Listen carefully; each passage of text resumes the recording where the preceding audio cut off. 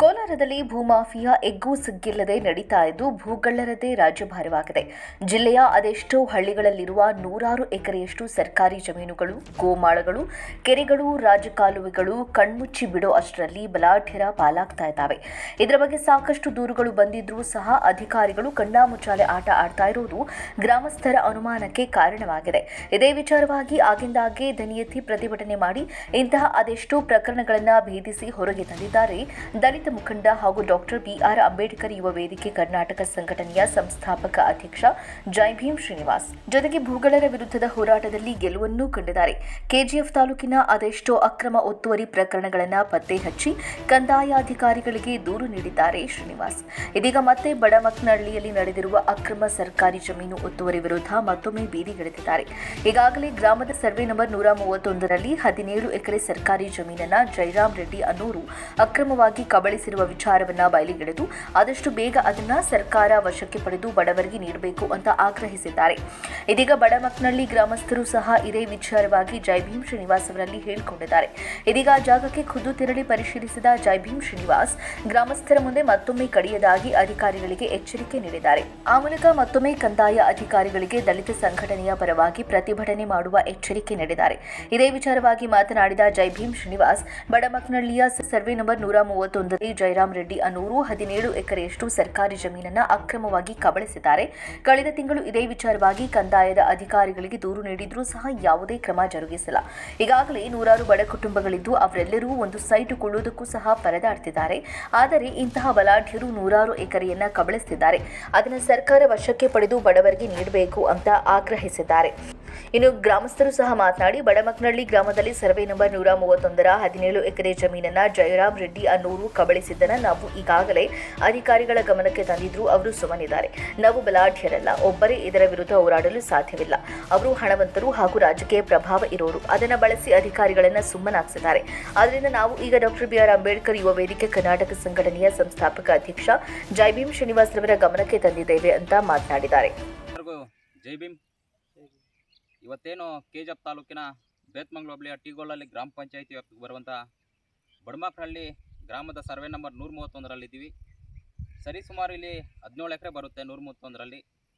ಈ ಕೆರೆಯನ್ನು ಏನು ಅಜ್ಜಪ್ಪನ ಕೆರೆಯನ್ನು ಇಲ್ಲಿರುವಂಥ ಏನು ಪ್ರಭಾವಿ ವ್ಯಕ್ತಿ ಜಯರಾಮ್ ರೆಡ್ಡಿ ಅನ್ನೋರು ಒತ್ತುವರಿ ಮಾಡ್ಕೊಂಡಿದ್ದಾರೆ. ಈ ವಿಷಯದ ಬಗ್ಗೆ ಕೂಡ ಏನು ಅಂಬೇಡ್ಕರ್ ಯುವ ವೇದಿಕೆ ಕರ್ನಾಟಕ ಸಂಘಟನೆ ಕೂಡ ಈಗಾಗಲೇ ಇದ್ರ ಬಗ್ಗೆ ಪತ್ರಿಕಾ ಹೇಳಿಕೆ ಕೂಡ ನೀಡಿದ್ವಿ. ಆ ಒಂದು ನಿಟ್ಟಿನಲ್ಲಿ ಇವತ್ತೇನು ಬಡಮಕ್ನಹಳ್ಳಿ ಗ್ರಾಮಸ್ಥರು ಕೂಡ ನಮ್ಮ ಒಂದು ಸಂಘಟನೆಗೆ ಬೆಂಬಲ ಕೊಟ್ಟಿದ್ದಾರೆ. ಯಾಕಂದರೆ ಇಲ್ಲಿ ಒತ್ತುವರಿ ಆಗಿರುವ ಕೆರೆಯನ್ನು ತೆರವು ಮಾಡಬೇಕು. ಯಾವುದೇ ಕಾರಣಕ್ಕೂ ಕೆರೆಯ ಒಂದೇ ಒಂದು ಗುಂಟೆ ಜಮೀನನ್ನು ಕೂಡ ಬಿಡುವುದಿಲ್ಲ. ಯಾಕಂದರೆ ಇಲ್ಲಿ ಬಡಮಕ್ನಹಳ್ಳಿ ಗ್ರಾಮದಲ್ಲಿ ನೂರಾರು ಕುಟುಂಬಸ್ಥರು ಬಡವರಿದ್ದಾರೆ. ಬೇಕಾದರೆ ಬಡವರಿಗೆ ಕನಿಷ್ಠ ಪಕ್ಷ ಒಂದು ಎಕರೆ ಜಮೀನು ಬೇಕಂದರೆ ಎಷ್ಟೋ ಹೋರಾಟಗಳು ಮಾಡಬೇಕಾಗುತ್ತೆ. ಒಂದು ಸೈಡ್ಗಾಗಿ ಎಷ್ಟೋ ಹೋರಾಟ ಮಾಡ್ತಾಯಿದ್ದಾರೆ.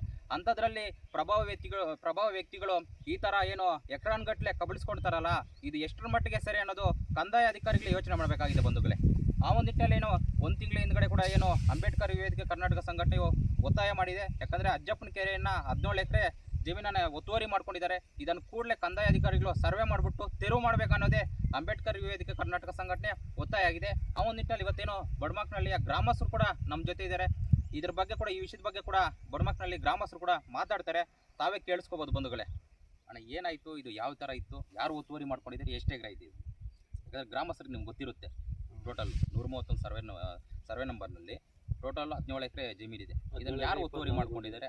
ಇದು ಯಾಕೆ ಕಂದಾಯ ಅಧಿಕಾರಿಗಳು ಕೆರೆಯನ್ನು ಒತ್ತುವರಿ ಮಾಡ್ಕೊಂಡಿದ್ರು ಕೂಡ ಸುಮ್ಮನೆ ಕಣ್ಣು ಮುಚ್ಚಿಕೊಳ್ಕೊಂಡಿರೋದು ಇದು ನಿಜಕ್ಕೂ ದುರಂತ ಅಲ್ವಾ? ಅದ್ರ ಬಗ್ಗೆ ತಾವೇ ಹೇಳಿ ಗ್ರಾಮಸ್ಥರು.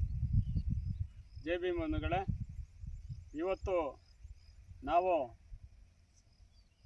ಇಲ್ಲಿ ಜಯರಾಮ್ ರೆಡ್ಡಿ ಎಂಬುವರು ಸುಮಾರು 17 ಎಕರೆ ಕೆರೆಯನ್ನು, ಸರ್ಕಾರಿ ಕೆರೆಯನ್ನು ಕಬಳಿಸ್ಕೊಂಡಿರ್ತಾರೆ.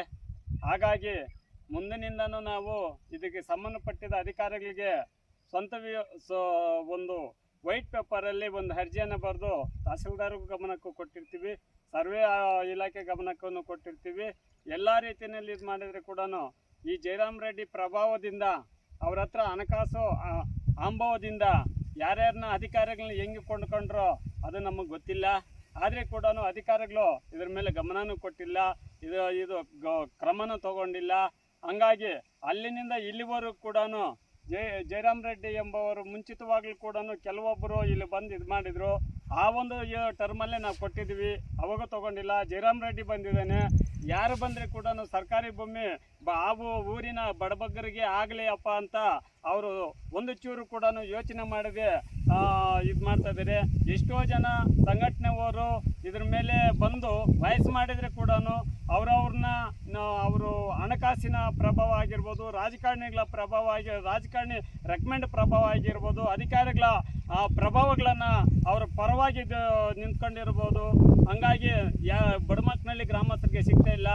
ಈಗ ಯುವ ವೇದಿಕೆ ರಾಜ್ಯಾಧ್ಯಕ್ಷರಾಗಿರ್ತಕ್ಕಂಥ JB ಶ್ರೀನಿವಾಸಣ್ಣನವರು ಕೂಡ ಈ ಹೋರಾಟ ನಾನು ಮುಂದೆ ಎಳ್ಕೊಂಡು ಹೋಗ್ತೀನಿ, ನಿಮ್ಮೂರವರಿಗೆ ನ್ಯಾಯ ಕೊಡಿಸ್ತೀವಿ ಅಂತ ಬಂದಿದ್ದಾರೆ. ನಿರಂತರವಾಗಿ ಬಡಮಕ್ಕನಹಳ್ಳಿ ಗ್ರಾಮಸ್ಥರು ಕೂಡ ನಾವು ಬೆಂಬಲ ಕೊಟ್ಟಿದ್ವಿ. ಮುಂದೊಂದು ದಿನ ಏನಾದರೂ ಇದು ಕ್ರಮ ತಗೊಂಡಿಲ್ಲ ಅಂದರೆ ಸುಮ್ಮನೆ ನಾವು ಮಲಗಲ್ಲ, ಎದ್ದು ನಿಲ್ತೀವಿ ಅನ್ನೋದು ನಮ್ಮ ಹಕ್ಕು. ಬಾಬಾ ಸಾಹೇಬರು ಕೊಟ್ಟಿದ್ದಾರೆ ಸಂವಿಧಾನದಲ್ಲಿ ಅಭಿವ್ಯಕ್ತಿ ಸ್ವಾತಂತ್ರ್ಯ.